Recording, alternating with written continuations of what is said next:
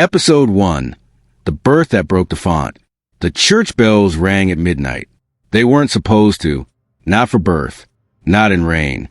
But they rang. And inside the small chapel in Andalusia, where the crucifix leaned a little too far forward, and the saints had no eyes, a girl was born. Her name wasn't spoken.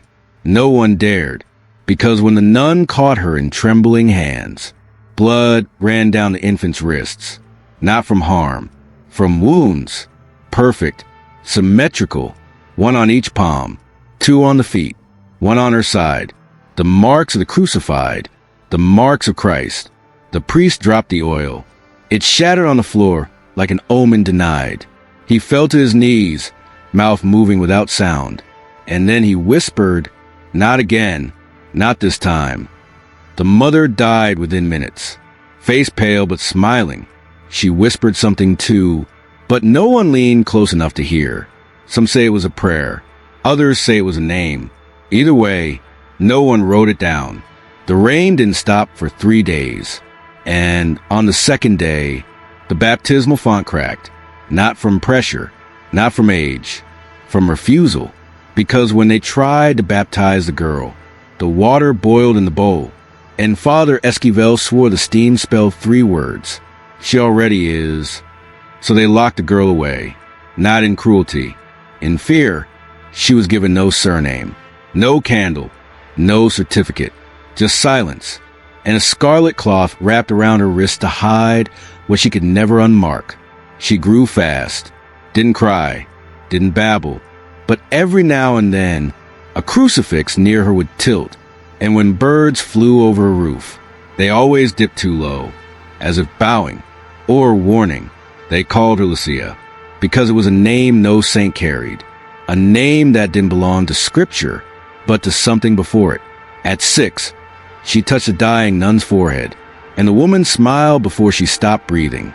At 9, she stood in the chapel alone, and the statues of the Virgin wept, but only from the left eye. And when she turned 12, she whispered into font they once tried to baptize her with, and it overflowed. Not with water, with wine. By 16, she was no longer hidden. She was watched, followed, feared, but still, they kept her, because miracles are currency, even when they come with blood, especially when they come with blood. One evening, Lucía sat alone in the courtyard. The sun read his judgment behind her, and when a stranger asked, "What are you?" she smiled, soft, serene, and said, "I think I'm a prayer God whispered once," and the devil overheard. Episode 2.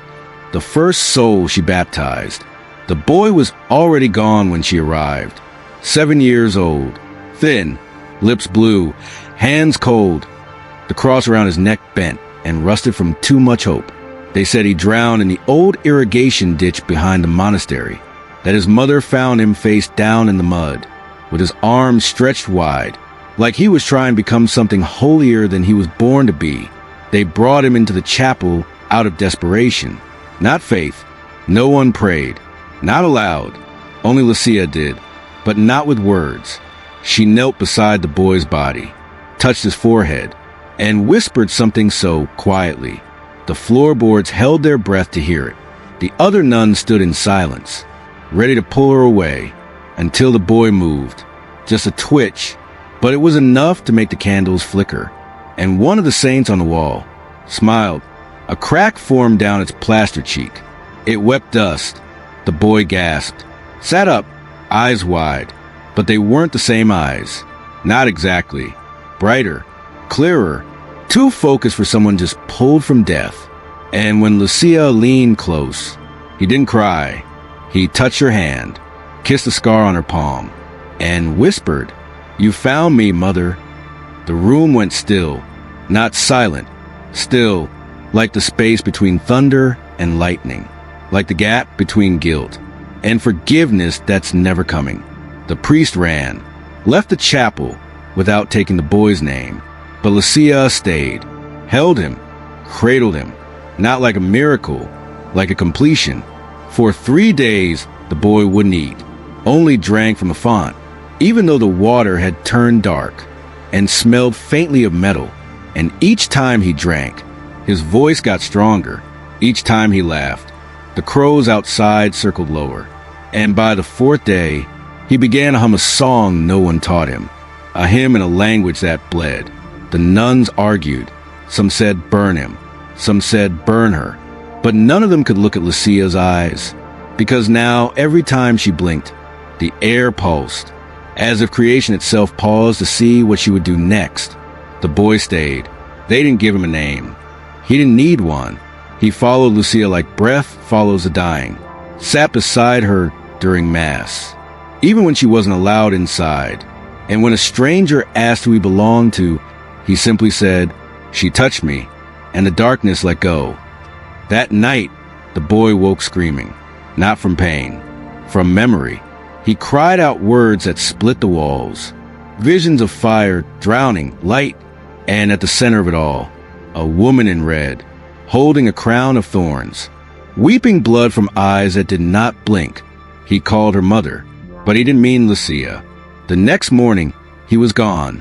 No footsteps, no goodbye, only the crucifix he once wore, now straight, polished, and placed in Lucia's hand, and written in ash above her bed. 1 down, 11 to go. Episode 3. The child who spoke in verses she never heard. It began with a whisper, not from Lucia, not from the walls, not even from God, from Isabel, a girl of 8, mute since the fire that claimed her voice. She hadn't spoken in 2 years, until one night, as Lucia walked past her bunk, Isabel sat up in bed and recited a verse no one recognized. "Blessed are those who bleed without blade, for theirs is the kingdom beneath." The room froze, not from fear, from recognition, because Lucia had dreamed that sentence 3 nights before, word for word, carved into stone, spoken by a faceless woman, with wings too black to be angelic. And now Isabel spoke it, without stuttering, without blinking, in perfect rhythm. The nuns called it coincidence. They always do. But the next day, Isabel did it again. During breakfast, spoon in hand, mouth suddenly open. Do not kneel before the light that never burned. It remembers nothing. She didn't eat that day, didn't cry. But when she passed Lucia in the corridor, she whispered, "You dreamed me too, didn't you?" Lucia said nothing, because the night before, in her dream, she saw Isabel standing in the middle of a dried-up baptismal river, reciting verses into the skull of a deer, and the sky above her had no stars, only mouths, open, listening. By the 3rd day, Isabel was writing long phrases, unbroken stanzas, in a language not taught in the orphanage, but one Lucia could understand, because she had seen it, on the walls of her dreams, etched into temples made of bone, whispered between prayers that sounded like sobbing. The church sent someone, a man in black, with a ring too large for his fingers. He called himself Father Montiel, but Lucia felt the air curdle when he walked near, and when he heard Isabel recite, "You will not erase the girl crowned in wounds. She was never written by your hand." He slapped her. The slap left no mark, but the floor beneath her cracked. A thin line, straight, sharp, as if the chapel itself had flinched. Lucia found Isabel that night, kneeling before the broken font, mouth open, eyes closed. She wasn't praying. She was listening to something inside the silence, something only she and Lucia could hear. And when Lucia placed a hand on her shoulder, Isabel opened her eyes and said, "The verses are not coming from me. They're coming through me." That night, both of them dreamt the same dream, of a woman with a golden veil and a tongue made of coal. She smiled and said, "There is no scripture unless someone bleeds while writing it." In the morning, Isabel was gone. Again, no doors opened, no footsteps, no farewell, only a single note, pinned to her pillow with a black thorn. 2 down, 10 more, keep dreaming. And written on the wall above the font, with no paint, no chalk, only heat. Let the new gospel begin. Episode 4. the nun who heard her own sin in Lucia's breath. Sister Amparo had served the church for 41 years. She wore her veil like armor and her silence like steel. No one questioned her, not the novices, not the priests, not even God, it seemed, because if he ever did speak, she never listened until the girl, Lucia, it happened in the corridor, a brush of shoulders, nothing more. But Sister Amparo stopped mid-step, frozen, eyes wide, hand trembling at the crucifix hanging just below her throat. "I heard it," she whispered. "I heard myself." She told no one, not at first, but in her private quarters. Beneath the floorboards, she unearthed an old letter, torn, burned at the edges, written in her own hand, decades ago, a letter of confession, never sent. She had written it when she was 16, the year before she entered the convent. It spoke of a boy, of love, of shame, of the choice that no priest ever forgave her for, because no priest ever knew. Only she had carried it, alone, until now, because when Lucia passed her in the hallway that morning, Sister Amparo smelled orchids, and that was impossible, because the boy she once loved used to leave orchids at her window, and he died before he turned 17. She tried to reason, tried to pray, but the prayers no longer fit. The words stumbled out of her mouth like glass, dry, useless. She lit a candle, and it extinguished itself. She confronted Lucia the next day, cornered her near the chapel steps. "Were you?" Lucia said nothing, only exhaled, soft, brief, warm, and in that breath, Sister Amparo heard herself, crying at 16, in a field of broken flowers, begging for someone to still love her. She collapsed, knees to stone, hands to heart, and when the other sisters tried to lift her, she screamed a name no one had ever heard her speak, a name not in any registry, a name that had once belonged to someone buried in secret. For 3 nights, she didn't sleep. She sat outside Lucia's room, eyes glazed, muttering pieces of that long-forgotten letter. And when dawn came, she left it outside the girl's door, folded, clean, forgiven. Lucia never read it. She placed it in the font, and as the ink melted from the page, a gust of air circled the chapel, and every candle lit by itself. The next morning, Sister Amparo was gone. No shoes, no luggage, just a folded veil on her pillow, and a single phrase scratched into bed frame. 3 down, 9 remain. Let her breathe.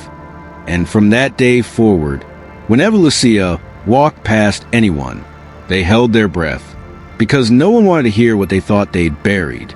Episode 5. The boy who tried to burn her name and watched the flame kneel. His name was Mateo, 17, son of a lay preacher, raised on fire and scripture, drilled to believe that mercy only came after you bled for it. He hated her the moment he saw her. Lucia, not because she was wicked, because she didn't repent. She didn't kneel, didn't flinch at sermons, didn't fold when priests glared. She walked like she had been forgiven before she even sinned. Mateo called her a false prophet, a trick of the devil, a girl with hollow miracles and blood-wrapped lies. The other boys avoided her. He watched her, and when she passed him one afternoon, her eyes brushed his. She didn't speak, but something in his chest shivered, not from cold, from recognition. That night, he snuck into the records room, found the paper with her name, Lucia, no surname, just a birth date, a priest's signature, and a warning scribbled in the margins: baptism rejected, font fractured, no further attempts recommended. Mateo took the paper, folded it 3 times, lit a match, and held it over the old chapel flame. The fire rose, but when it touched her name, it paused, not flickered, paused, like something unseen had inhaled, and then the flame bent forward toward the paper, not to consume, but to kneel. Mateo dropped the match. It hissed, went out, smoke coiling like incense. The paper didn't burn, not a singe, Just a new line, scorched into the parchment. She is not for fire. Fire was made for her. That night, Matteo dreamed of hands, hundreds of hands, all reaching upward, from beneath a floor of cracked stone. And Lucía stood above them, not as a girl, but as something older, something red. She wasn't speaking. She was listening. And the hands? They weren't trying to pull her down. They were praying. He woke, gasping, crossed himself 5 times. And when he opened his desk drawer, the paper was back, still unburned, still warm. But now it bled at the corners, and his name was etched next to hers. The next day, he avoided her, wouldn't meet her eyes, wouldn't breathe near her. But Lucía only smiled when she passed, not in mockery, not in threat, in knowing. That night, Matteo stood outside the chapel, held the paper again, and whispered, "Were you?" And the wind answered, not in voice, in flame. The candle at the altar lit itself, and bowed. Episode 6. The priest who tasted iron every time she spoke. Father Inigo had heard every kind of sin. 38 years in confession. He had listened to voices break, to secrets melt through the grate, like wax from candles burned too long. But nothing prepared him for her voice. Lucía didn't confess. She never entered the booth. She never kneeled. But when she spoke, even just a few words, Father Inigo's mouth filled with blood. It started in mass. She was seated near the back, still as ever, hands folded like she was holding something invisible and alive. When the priest spoke of mercy, she turned her head and whispered, "Mercy doesn't forgive, it trades." The moment the words left her lips, Father Inigo stumbled, choked, coughed, and spit a thin line of crimson onto the pulpit. They said it was an ulcer, stress, age. He didn't argue, but it happened again and again, only when she spoke, only when truth dared to pierce the surface. He tried to test it, sat across from her in silence, asked her simple things, names, dates, what she believed. She said very little, but one sentence lingered. God isn't silent. He just stopped lying. And with that, his gums bled. The blood wasn't violent. It was ritual, controlled, like it was being drawn, not spilled, like the words reached inside him and cut only where he hid the worst. He dreamt that night of his first sermon, how he'd looked into the crowd and lied. When he said he believed every word. In the dream, Lucía was there, 16, dressed in red, holding his sermon notes, which dripped like parchment dipped in wine. When he woke, his pillow was stained, not from saliva, not from sweat, from blood, in the shape of a fingerprint, pressed lightly, like someone had touched him in his sleep. He confronted her, not in anger, in confession. "What are you doing to me?" She didn't answer. She only spoke a line from scripture, but not the Bible. Something older, lost, banned. Before there was word, there was wound, and it remembered how to speak. He wept, not from fear, from recognition. He had buried sins beneath sacraments, washed guilt with wine, dressed shame in robes. But she made the hidden bleed, and for the first time in 38 years, Father Inigo walked into confessional and sat on the other side, waiting for her. That night, the chapel doors opened themselves. Candles lit, bells rang once, and in the dark, a whisper carved itself across the back wall. 4 down, 8 remain. Let the blood speak. Episode 7. The Virgin statue that blinked when she entered. The statue had never moved. She stood above the altar, arms outstretched, eyes open but unseeing. For generations, the Virgin of the Broken Light watched over the chapel in silence. Stone lips, marble grace. But on the 7th morning after Lucía arrived, she blinked. It wasn't a mistake. It wasn't shadow. It wasn't myth. 3 novices saw it. One fainted. One screamed. One dropped her rosary and hasn't prayed since. Lucía hadn't even looked at the statue. She was just walking past the front pew, barefoot, with her usual quiet, the kind that always felt like it had teeth. And in that moment, the Virgin's eyes moved, slow, deliberate, once, then stillness returned. But something else changed. The statue wept, not tears, blood, thick, dark, from both eyes, down her cheeks, into her palms, and finally, into the mouth of the infant she held. They locked the chapel, called for Rome, but the blood kept flowing, even behind the doors, even after the statue was covered, especially then, because the sheet turned red. Every morning, fresh, warm. Lucía didn't ask to go in. She didn't need to. The door opened on its own. On the 9th night, no one unlocked it, but the candles were already lit, and in the center, the Virgin stood uncovered, waiting. Lucía approached. Her feet left no sound on the marble. Her hands didn't tremble, but her breath, it stirred the incense. And when she reached the altar, the statue tilted its head, only slightly, but enough to mean, "I see you." Lucía looked up, not in reverence, not in defiance, in familiarity, and whispered, "You wore her face before they buried her." The statue cracked, a thin fracture down the middle of the chest, and from within, a sound, not words, not voice, breathing. They sealed the chapel again, barred the doors, hung symbols, poured salt, but in the morning, the statue's hands were positioned differently, once open, now folded, in prayer. And Lucía? She didn't return. She didn't need to, because now, every time she walked past the chapel wall, the bells chimed once. No wind, no pull rope, no reason, only recognition.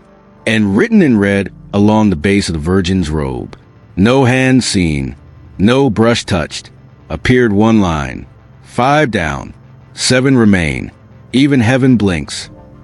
Episode 8. The shadow that didn't follow her, but led. Shadows are supposed to follow. They are passive. They respond. They echo. But Lucía's shadow had started thinking for itself. It began in the hallway outside the bell tower. The sun was high, sharp, casting everything in long, obedient stretches of gray, except hers. Her shadow didn't fall behind. It stepped ahead. Father Montiel noticed it first. He blinked, rubbed his eyes, and watched as the girl stood still, but her shadow moved forward, rounding the corner, before her body did. He didn't tell anyone. He simply stopped walking that corridor. But rumors, like breath, find their way through any crack. Soon, the girls whispered it. Her shadow leave the room before she does. It knows where she's going. Sometimes it looks back. Sister Pilar tested it. She followed Lucía quietly, watching the stone beneath her, and just as Lucía entered the chapel, her shadow paused in the doorway, paused, as if waiting, as if deciding. Then it entered, and only then did Lucía take her step. That night, the dreams changed. The girls spoke of hallways they'd never walked, of footsteps ahead of them, of darkness that didn't chase, but invited. And in every dream, Lucía was there, but never fully, just her shape, her shadow, and she wasn't walking toward them. She was leading something else. One girl, Esperanza, couldn't sleep. She claimed her own shadow began flickering, unsteady, like it was deciding whether to stay with her or follow Lucía instead. And then it did. They found Esperanza sleeping, peaceful, breathing, but her shadow was gone. Lucía said nothing, but when she walked the halls now, the air around her changed. Cooler, thicker, like walking through the space between two words in a prayer that's being rewritten. One evening, as the sun set sharp across the floor, Father Inigo watched from his cell window. He saw her walking, saw her shadow, split, one part ahead, one part behind, and for a breathless moment, no body between them, just light, just absence. Then Lucía reappeared, smiling, and the floor cracked beneath where her shadow had stood. They sealed that hallway, painted over the stone, But the next morning, in chalky ash across the wall, 6 down, 6 remain. She walks in echoes you haven't made yet. Episode 9. The candle that lit without fire, but remember to face. There was a candle in the prayer room, no one used. Small, ordinary, wedged between a dusty crucifix, and a painting of Mary with her eyes rubbed out. It hadn't been lit in years. The wick was gray, the wax untouched, until the day Lucía sat down beside it, and it lit itself.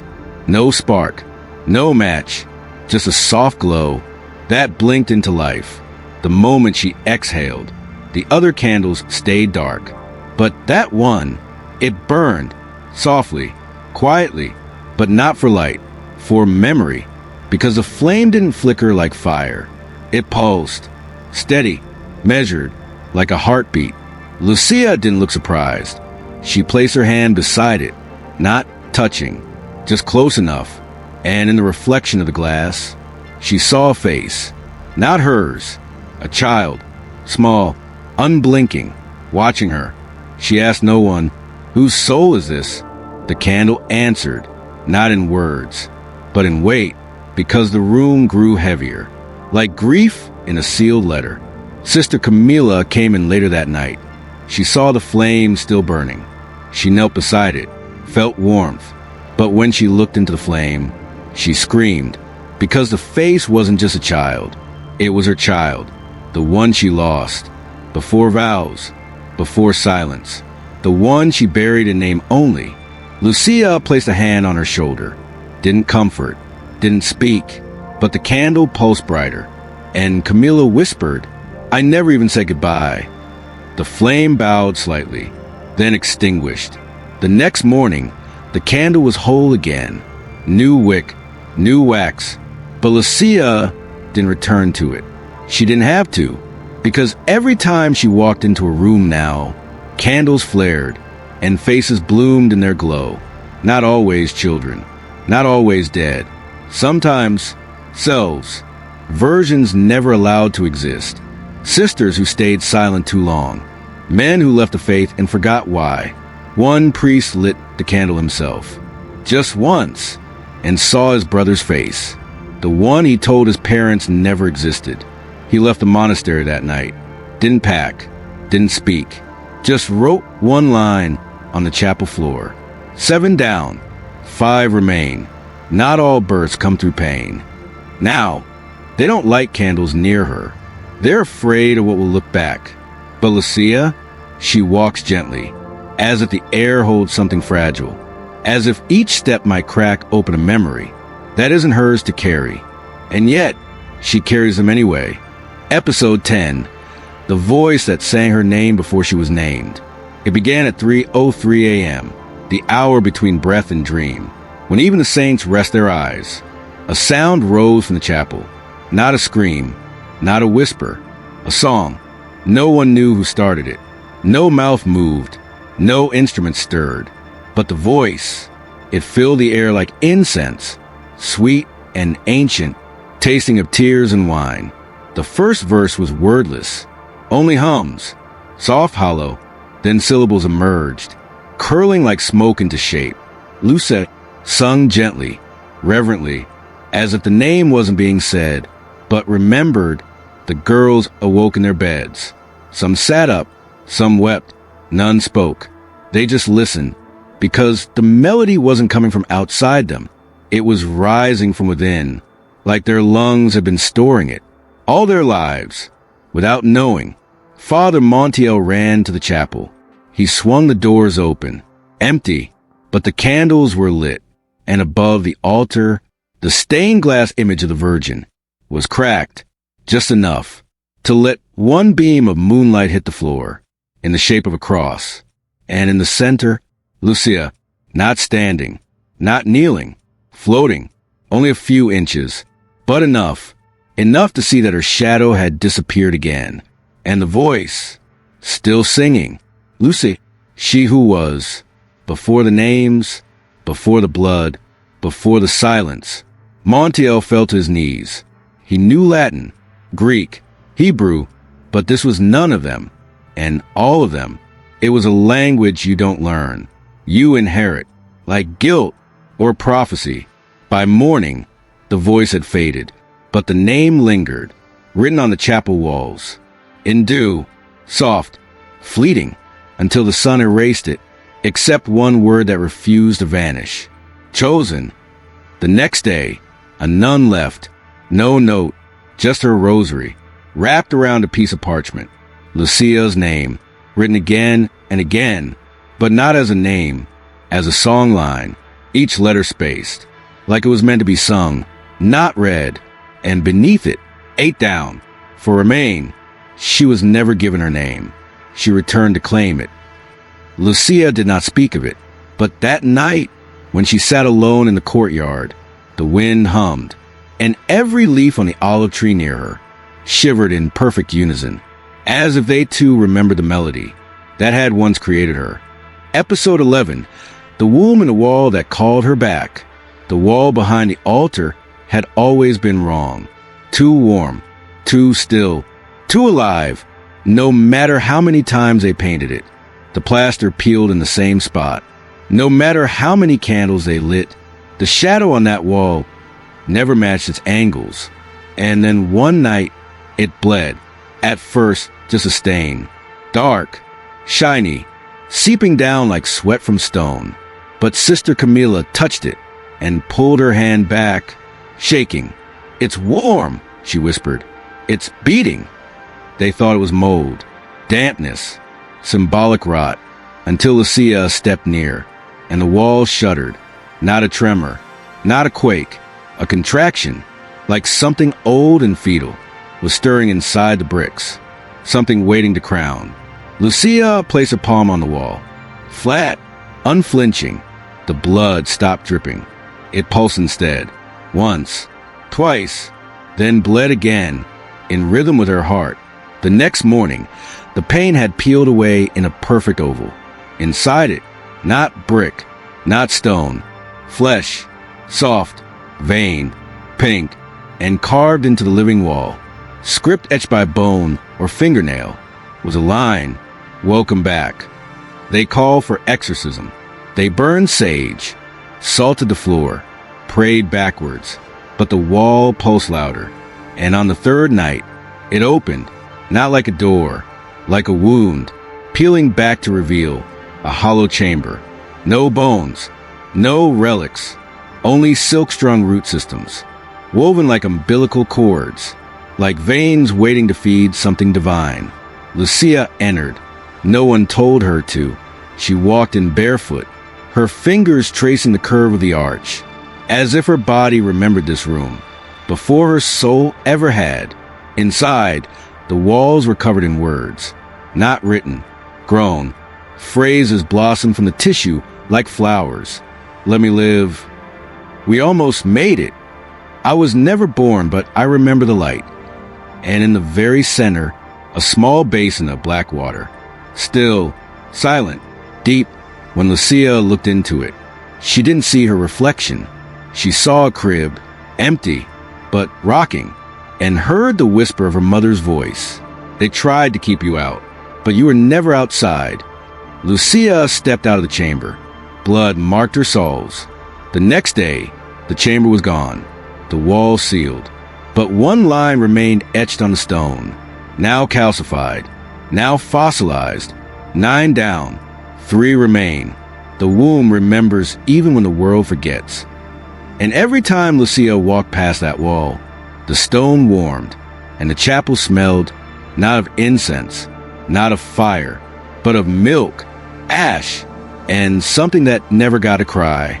Episode 12. The dead girl who called her sister. Her name was Magdalena. She died 20 years ago, drowned in the well behind the east wing. They said she fell. Some said she jumped. But the truth? It dried up with the well. They sealed it, built a garden over it, planted lavender to mask what remained. And for 2 decades, she was forgotten until she followed Lucia through the courtyard one afternoon and whispered, "Jimena, sister." No one else saw her, but Lucia turned, not startled, not confused. She simply nodded, as if recognizing a shadow cast long before the sun ever rose.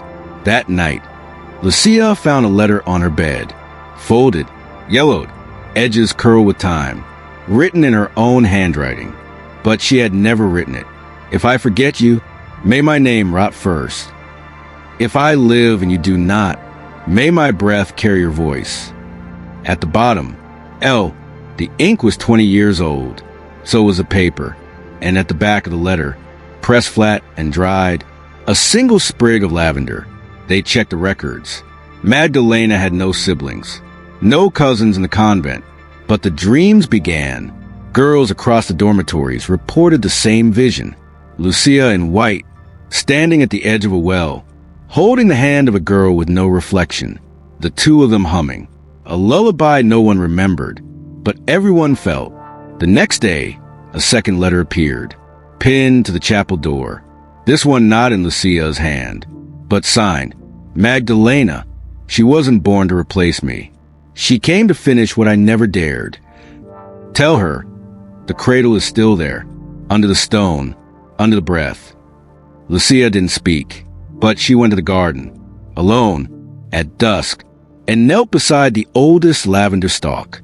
She dug, with bare hands, with silence, with patience only grief understands. And beneath the soil, beneath the roots, a doll, made of wax and cloth, mouth stitched shut, heart carved with two letters, M+L. Lucía didn't cry, but that night, the entire convent wept, not in pain, in remembrance, as if something once missing had returned, not to stay, but to say goodbye properly. The following morning, the statue of a virgin in the hallway was holding a new object in her arms. Not the Christ child, a doll, identical, and at her feet, scrawled in soft chalk, 10 down, 2 remain. Not all sisters are born. Some are made in the space between loss and remembering. Lucía now walks slower, softer, as if she's being followed, not by ghosts, but by stories trying to find their ending. Episode 13, the silence that called her name from the tabernacle. No one had opened the tabernacle in years. The keys were lost. The priests avoided it. The girls whispered that the host inside had gone dry, cracked like old skin, but the box remained, locked, gold-flecked, rooted in the chapel wall, like a heart God forgot to keep beating, until it spoke, not aloud, not in voice, but in absence, a rupture of quiet so perfect, so sudden, it bent the air.